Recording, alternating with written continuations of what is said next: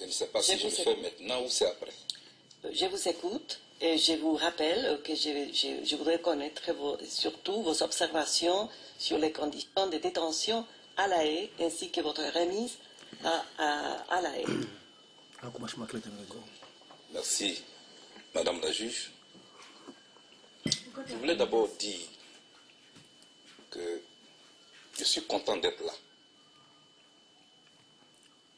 Pour le respect que j'ai pour les victimes, mais de toutes les victimes de la crise qui a secoué mon pays, je suis content d'être là. Dans l'affaire qui m'oppose au procureur, pour que la vérité soit sue, afin que cessent les murmures.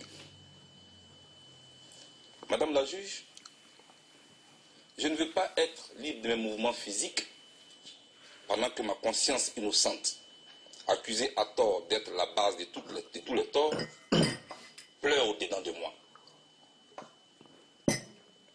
Madame la juge, contrairement à une certaine opinion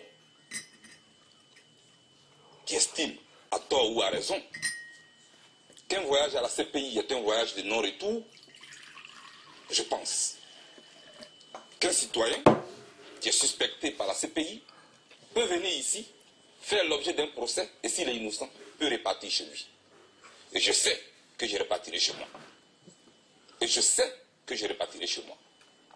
Madame la juge, je n'ai pas été remis à la CPI dans les normes. Je voudrais le noter. J'ai été arrêté de manière cavalière au Ghana, surpris dans mon sommeil. Amené manu militari au bureau national d'investigation, mis dans un véhicule sans qu'on me dise où on m'amène. C'est pendant que nous roulions que je me suis rendu compte qu'on me ramenait en Côte d'Ivoire. Et pourtant, les choses pouvaient se faire dans les règles de l'art. On ne m'a pas permis de parler à un avocat. Mes droits élémentaires ont été violés, Madame la juge. Je voulais que cela soit noté.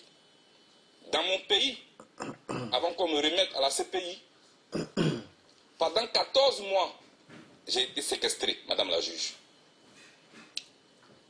Je ne pouvais voir personne et personne ne pouvait me voir, Madame la juge. J'ai fait 10 mois dans un violon, nu. Je n'étais pas bien nourri. Chaque soir, Madame la juge, je devais chercher un morceau de viande solitaire dans une mare d'eau abusivement appelée soupe. Madame la juge, chaque fois qu'on devait me déplacer, on me bandait les yeux avec un morceau de paille. On me mettait une cagoule. À part la DST de mon pays, où j'ai fait près de 9 mois et demi, dans un violon, avec pour voisins Jean-Yves Digopieux et Jean-Noël Abbaye. Les autres lieux où on m'a détenu, j'avais toujours les yeux bandés et jamais je n'ai su où j'étais. Madame la juge, c'est tout dernièrement qu'un après-midi, mon geôlier est venu pour me coiffer. Ils sont venus dans la chambre avec des bagages. Ils m'ont amené au sous-sol toute l'après-midi. Et c'est quand nous sommes remontés que je me suis rendu compte que la chambre était d'une propriété sans pareil. Ils ont rangé des livres. Ils ont rangé tout ce qu'il y avait à ranger. Et ils avaient un appareil photo. Ils ont commencé à me photographier. Ils me disent, il faut sourire. Et je souris. Fais comme si tu étais en train de lire. Et je lis. C'est plus tard que je me suis rendu compte que c'était une mise en scène que le ministère de l'Intérieur de mon pays venait de faire. Madame le juge, j'ai été réveillé le 21 mars à minuit. On m'a bandé les yeux. On m'a mis une cagoule. On m'a mis dans un véhicule.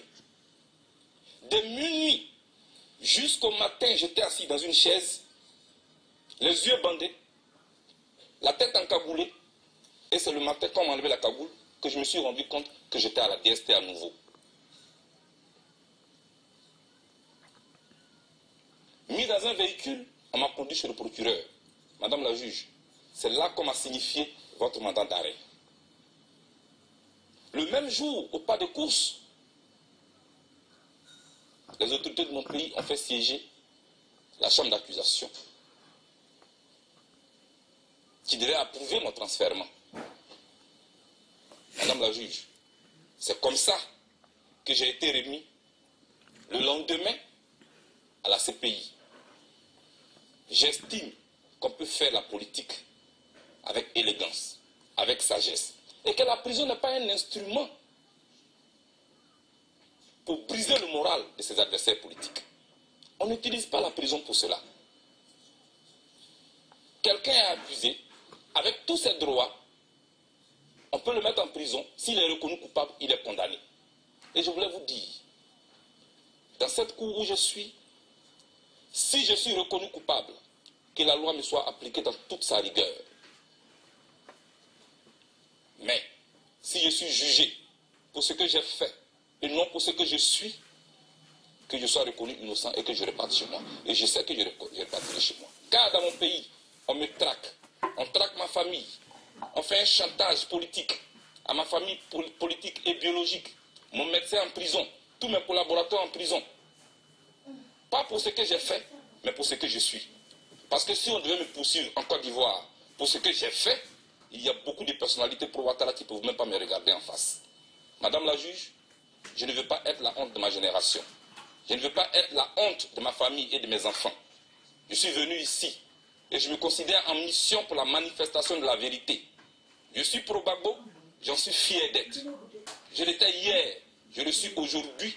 Madame, j'ai appris avec Gbagbo le dialogue. J'ai appris avec Gbagbo la réconciliation. J'ai appris avec Gbagbo qu'il faut convaincre l'adversaire et non le vaincre. Et pour cela, je suis pour que la manifestation de la vérité se fasse. Madame la juge, que la paix soit en Côte d'Ivoire et que la Côte d'Ivoire ne s'embrasse pas à cause de moi. Je vous remercie. Je vous remercie. Est-ce que vous avez des observations additionnelles à formuler sur vos conditions de détention à La Haye? Merci Madame la juge. Ici. Je suis venu à La Haye. C'est ici que moi j'ai appris qu'un individu peut avoir des droits qui lui sont reconnus. Et je voudrais vous remercier pour ça d'ailleurs. Je suis bien traité ici.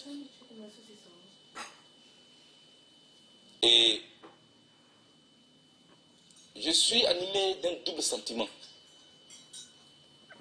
Parce que quand on m'a mené à La Haye ici, beaucoup ont pleuré. Et pourtant, en Côte d'Ivoire, je vivais le calvaire. Chaque jour, je vivais dans l'angoisse. Chaque minute était un combat. J'étais comme un objet dont on disposait quand on voulait, comme on voulait. Et on me faisait du chantage politique. J'en avais honte pour mon pays et pour mon continent.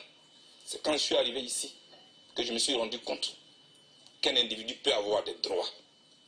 J'ai été logé comme un prisonnier. Je ne peux pas demander comme dans un hôtel à 4 étoiles. Un prisonnier est un prisonnier. Dans tous les cas. Et je suis préparé à cela. Je suis prêt. Mais j'ai quelques observations à faire avec mon avocat. Mais je souhaite, pour le respect que j'ai pour la Cour, qu'on vous en parle à huis clos, Madame la juge. Je vous remercie. Je vous remercie, M. Blé-Goudet. Je veux aussi vous rappeler que parmi vos droits, en vertu de l'article 60 du statut de Rome, vous avez aussi la possibilité de formuler une demande de liberté provisoire en attendant d'être jugé. Monsieur Blé-Goudet, je souhaite savoir si vous souhaitez présenter cette demande de mise en liberté provisoire maintenant.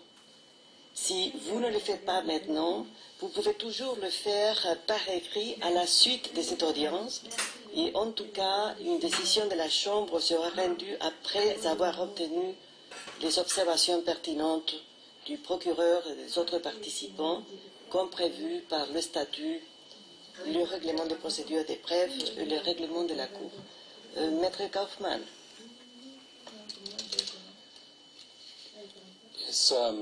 Maître Kaufmann, tout à fait.